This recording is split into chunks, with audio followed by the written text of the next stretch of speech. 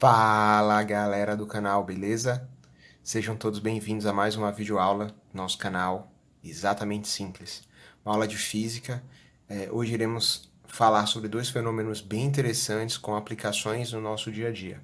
O primeiro fenômeno que vamos falar é sobre a dispersão da luz. O que é dispersão da luz? Galera, a dispersão da luz nada mais é do que a decomposição da luz branca em cores de frequências distintas. Só isso. E aí entendam duas coisas importantes. Luz branca é a luz solar, tá? Luz proveniente do Sol. E aí entendam também que a luz branca ela é decomposta não em cores, mas sim em radiações, tá? Radiações com frequências diferentes que vão acarretar em cores diferentes. Perfeito? Até porque a luz ela é uma onda eletromagnética. Ela é uma radiação. Tá? Então, quando a gente separa a luz, na verdade, estamos separando radiações. E essas radiações vão possuir frequências e cores distintas. Tranquilo? Agora, que cores são essas? Ou melhor, que frequências são essas? Ou que radiações são essas? Simples, galera. Ó, a luz ela é composta de 7 radiações. Eu vou colocar aqui, ó. A luz é composta de 7 radiações, tá? Quais são? A primeira radiação que a gente vai ver é a luz vermelha. Depois vem a laranja ou alaranjada. A amarela.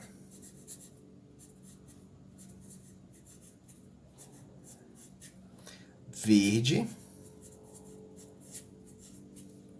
Azul. Anil e violeta. Pronto.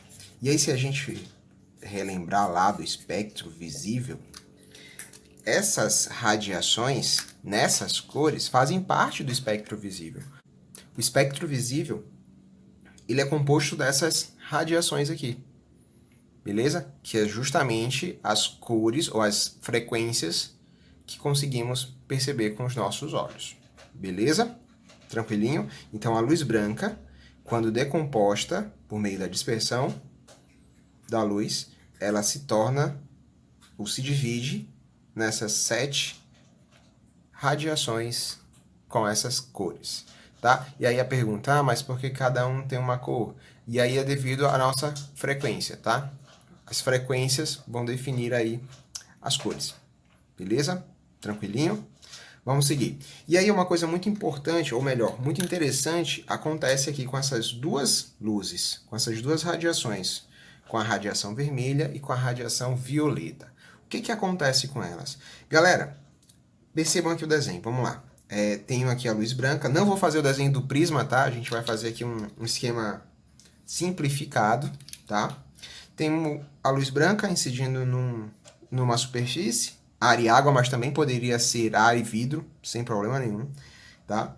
E aí, ao passar por essa superfície, ou ao acontecer a refração, essa luz branca, ela vai se dividir nessas 7 radiações aqui, nessas 7 luzes de cores distintas, perfeito? E aí, o que acontece com a luz vermelha e a luz violeta?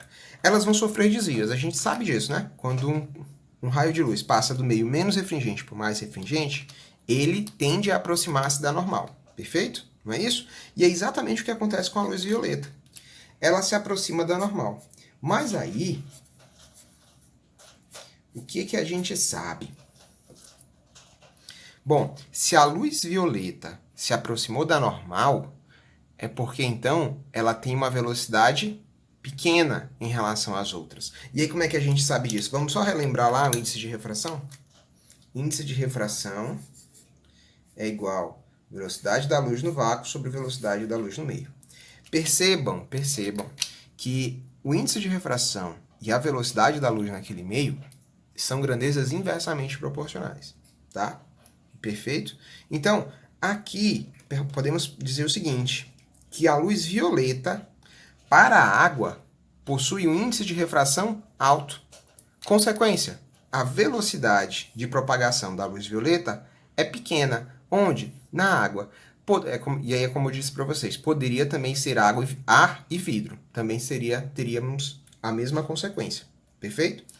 A segunda luz é a vermelha, a segunda luz que a gente vai estudar agora é a vermelha. O que acontece aqui? Percebam que a vermelha refratou a luz vermelha, tá? Mas ela não desviou tanto. Desviou? Percebam que a que mais desviou foi a luz violeta. Ah, mas como assim desviou em relação a quê? Desviou em relação à trajetória original da luz branca. Se a luz não trocasse, se não houvesse essa mudança de meio, a luz seguiria esse caminho aqui, ó, essa linha tracejada ou linha pontilhada, tá? Porém, houve uma passagem de um meio para o outro. Então, a refração. Mas percebam que a luz vermelha desviou menos. Se a luz vermelha desviou menos, é porque ela tem uma maior velocidade que essas outras. E aí, se ela tem, novamente, o índice de refração, se ela tem uma maior velocidade, o índice de refração da luz, ou melhor, da água para a luz vermelha é menor. E aí é importante se diga o seguinte, vamos pensar no seguinte. Então, quer dizer que o índice de refração não é um só para todas as radiações? Não.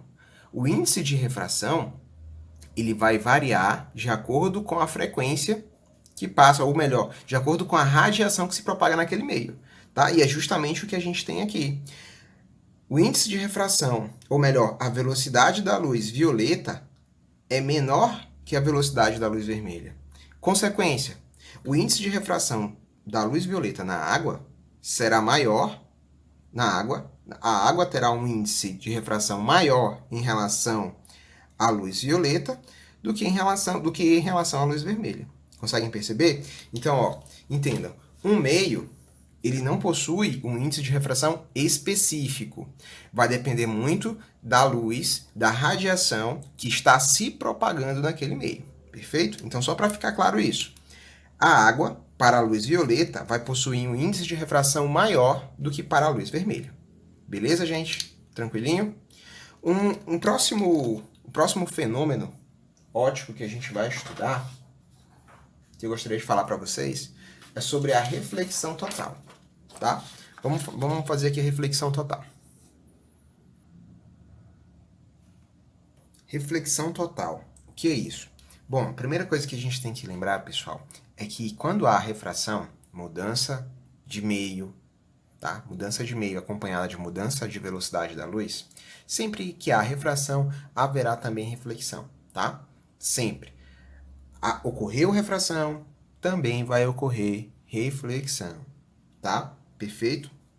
Mas tem um caso em que isso não acontece, tá? Tem um caso em que não ocorrerá refração, mas somente reflexão. É o caso da reflexão total.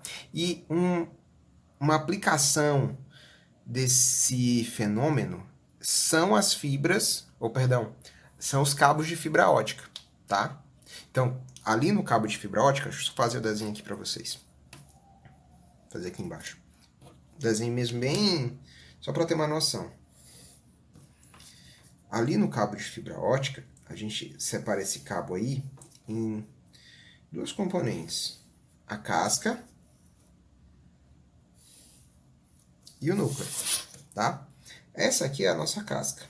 A parte em azul é a nossa casca.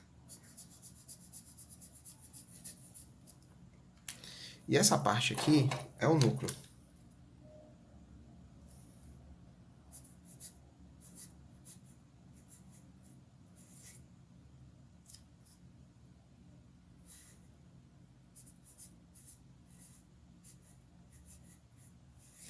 Pronto. Aí é nosso núcleo, tá? Então, o que vai acontecer no caso da fibra ótica? Ó, se liguem aí, vamos pensar aí. Vamos primeiro analisar essas 4 situações e depois a gente vê a aplicação aqui. Primeira aplicação. O raio de luz saiu do meio mais refringente para o menos refringente. Então, uma parte reflete, a outra refrata, aquilo que eu havia dito para vocês, né? Que sempre acompanhado da refração haverá reflexão, tá? Então aqui temos o nosso primeiro caso Incidiu perpendicularmente, tá? Não há ângulo de incidência. O ângulo de incidência é 0 graus, beleza? Também não é 90, tá? Pelo amor de Deus. Só incidiu perpendicularmente. Ele forma 90 graus com a superfície, tá? Mas 0 graus com a normal, que é a linha amarela. Segundo caso, vou aumentar esse ângulo. Vou pegar esse raio aqui, ó. Eu vou inclinar ele desse jeito, ó. Pronto. Agora eu tenho um ângulo de incidência e um ângulo de refração. Então eu tenho raio incidente, raio refratado. Vou ter um raio refletido também, tá? Também vou ter aqui a reflexão. Eu não desenhei para não poluir o desenho, tá? Não fiz para não poluir o desenho, mas terei a reflexão, beleza? Então, percebam. Agora, acompanhem, raciocinem comigo. Se eu aumentar esse ângulo aqui, não vai aumentar também o meu ângulo de refração? Vai, né? É o nosso terceiro caso. Percebam que agora eu deixei o ângulo de incidência bem grandão. E o que aconteceu com o raio refratado? Percebam que agora ele forma 90 graus com a normal. Isso quer dizer o quê? Quer dizer que o raio refratado vai agora se propagar paralelamente à superfície. Aí a pergunta que surge é: haverá refração? Sim, haverá refração. Mas esse ângulo aqui, ó, vai me indicar que essa refração está no limite. Se eu aumentar um pouquinho esse ângulo, se eu aumentar um pouco esse ângulo, eu não terei mais refração, tá? Então eu posso dizer que esse ângulo bem aqui é o meu ângulo limite, perfeito? Então eu posso dizer o seguinte, que esse ângulo aqui é o meu ângulo limite de incidência, beleza? Tranquilo? Quarto e último caso, aí aqui nós temos o caso da reflexão total. Percebam que agora esse meu I, meu ângulo de incidência, é muito maior do que o meu limite. Então, vejam, se ele é muito grande, o raio não vai sofrer mais refração, tá? Ele sofrerá reflexão. Aí a pergunta que não quer calar é: como é que eu calculo o ângulo limite? Porque é esse ângulo aqui que me interessa. É ele que vai dizer se haverá reflexão total ou não. Como é que eu calculo isso? Simples, galera, ó. O ângulo limite, ele é calculado nada mais, nada menos do que uma razão entre o índice de menor refração, ou melhor, o meio menos refringente, dividido pelo meio mais refringente. Perfeito? Simples. Ah, mas isso aqui só vale se for ar e água, por exemplo? Não. Vale para todos os meios. Ar e água, vidro e diamante, ar e diamante, enfim, qualquer meio. Se for para encontrar o ângulo limite, eu sempre vou pegar o meio menos refringente, o índice de refração desse meio, e dividir pelo índice de refração desse meio, do meio mais refringente. Beleza?